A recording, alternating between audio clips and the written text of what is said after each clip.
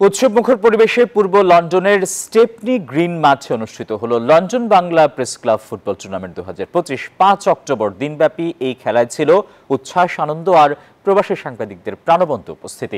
এবারের টুর্নামেন্টে অংশ নেয় 6টি জনপ্রিয় দল: বাংলা কাগজ, one Bangla, channel S, Mohammedan SC, দেশ পত্রিকা ইউনাইটেড এবং ইউকে বাংলা লাইভ ইউনাইটেড। রোমাঞ্চকর ফাইনালে মুখোমুখি হয় ওয়ান বাংলা ফ্রেন্ডস ইউনাইটেড ও চ্যানেল এস।